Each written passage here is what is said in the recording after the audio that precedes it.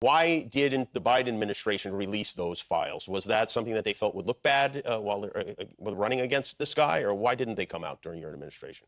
To give you an answer that will not satisfy your curiosity, I will tell you, we, perhaps to our damage, but we strongly and rightly believed that there should be an absolute separation between what we wanted as an administration and what the Department of Justice did.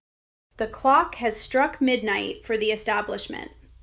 After years of silence, the names are finally coming out, and the global elite are running out of places to hide. In November 2025, President Donald Trump signed a historic bipartisan mandate that shattered decades of bureaucratic stonewalling. This legislation was clear and uncompromising. The Department of Justice was given a strict 30-day window to unseal every remaining document related to the late financier's illicit activities.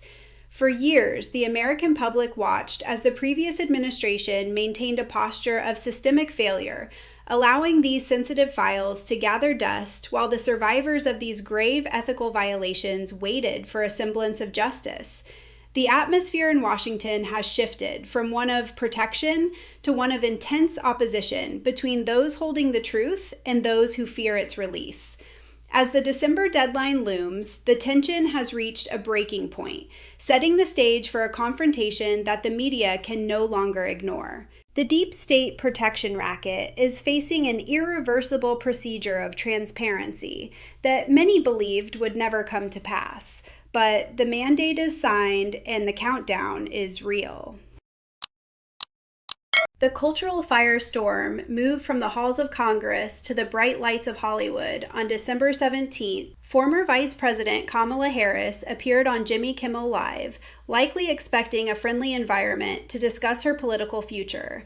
However, the mood shifted when Kimmel leaned forward, holding a blue cue card that represented the curiosity of millions. He asked the question that has haunted the Biden-Harris legacy: why was this information withheld for so long? For a brief moment, the late-night facade cracked. The studio, usually a place of rehearsed laughter and easy praise, became an interrogation room. Kimmel's expression was authoritative and investigative, reflecting a public that is no longer satisfied with scripted diversions. Harris, caught in the glow of the Los Angeles skyline backdrop, was forced to address the intense opposition her administration faced regarding these files. It was a rare instance where the mainstream media was compelled to acknowledge the scandal of the missing names, and the tension in the room was palpable as the cameras zoomed in. When faced with the demand for accountability, Harris retreated into a familiar pattern of circular rhetoric. Her response was not a direct explanation, but a complex series of phrases that critics have labeled a word salad.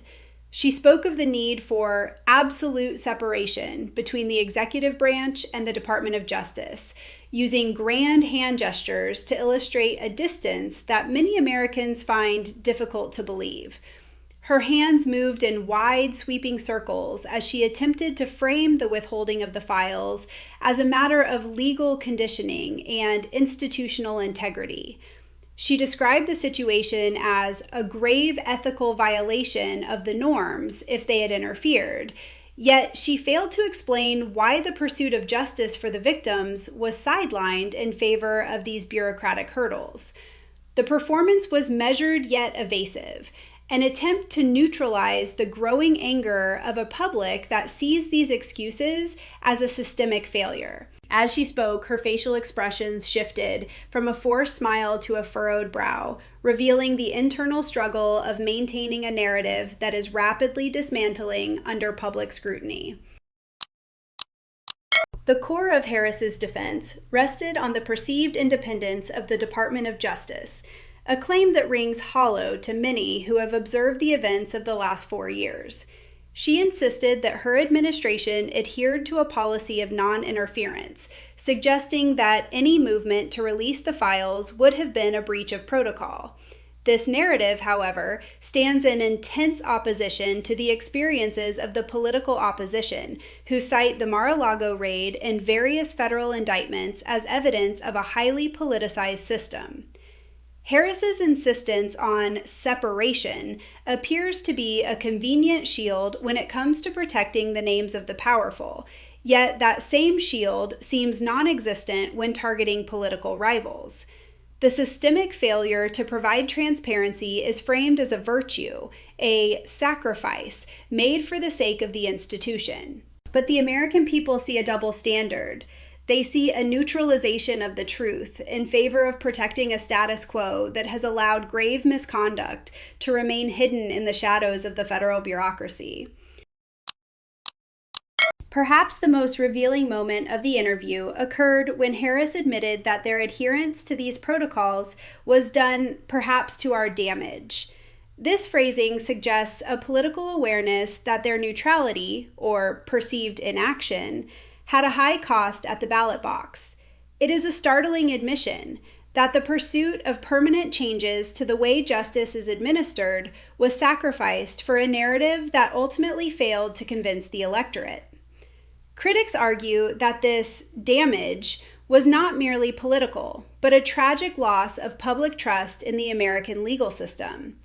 By choosing to prioritize the independence of a department that many believe was already compromised, the administration effectively allowed the harm to continue by keeping the truth under lock and key.